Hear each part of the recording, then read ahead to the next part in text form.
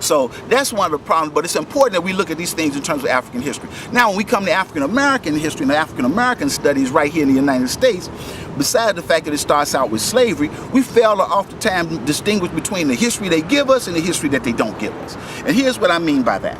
There's a history that they give us. Now, Phyllis Wheatley and all these people are very important in our history. You know, they talk a lot about the founding fathers. All right, of course, the problem with the founding fathers, I like to tell people, is that the founding fathers wasn't African Americans' founding fathers. We can more properly, as Dr. Francis Cress Welsing always like to refer to them as the fondling fathers. Because in most cases, the fondling fathers was fondling around with African women and making babies. Well, we already know about the significance of Thomas Jefferson. He's always bragged about, but very few people read his notes on the state of Virginia, where he talks about African Americans and talks about us like dogs. But at the same time, he was sleeping with Sally Hemings and making babies with her. So my question is, what's wrong with that picture? And then, of course, we have the so-called father of the United States government. We talk about George Washington, which is always very interesting because all the Washingtons I know are black people. I don't know too many white people who had the name Washington. But yet he had a son whose last name was Ford, who was his valet, who was even one of the best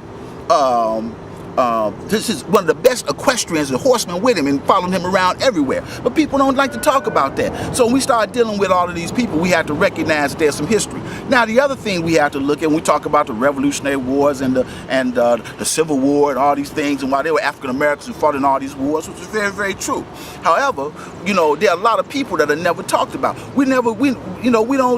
Our students are never taught about people like Edward Wilmot Blyden, who was very, very significant and was president of Liberia College. They never are taught about a person like Martin R. Delaney. Now, Martin R. Delaney is very important in this regard. Everybody knows about the debate between W.B. Du Bois and Booker T. Washington, and the great debate between the talented 10th and those people who were to get this kind of industrial education.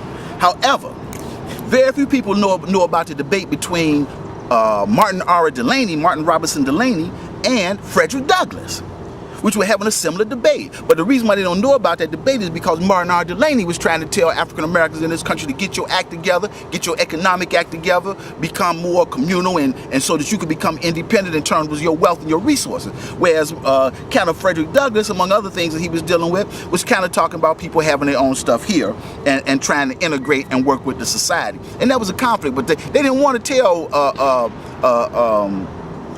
Martin R. Delaney's story, so Martin R. Delaney is not known that much, even though he was very, very important. And there are many, many more people like that. So that's what I mean when I say that they have what we get taught, what I call I Love America Negro history, because there's a certain kind of history that we're given that wants us to learn a lot about American influence, and most of that is very, very what I like to call integrationist history versus kind of nationalist history. And we should know both sides of that history so we can then make our own decision rather than giving one side as if that's the only side of history. That is, you know, we get hoodwinked, we get bamboozled in terms of our history, and we need to change all of that by studying all of the history and becoming available and being familiar with all of the stuff that is going on. So that's very, very important.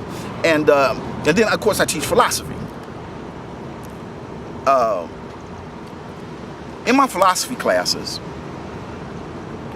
I teach first and foremost that you cannot begin to understand the history of philosophy unless you understand the Nile Valley. It is virtually impossible. The earliest philosopher, who was a Milesian, his name was Thales, who argued that water is the foundation of all things, also acknowledged that he went to Egypt to study geometry and brought it back to Greece. This is long before Pythagoras.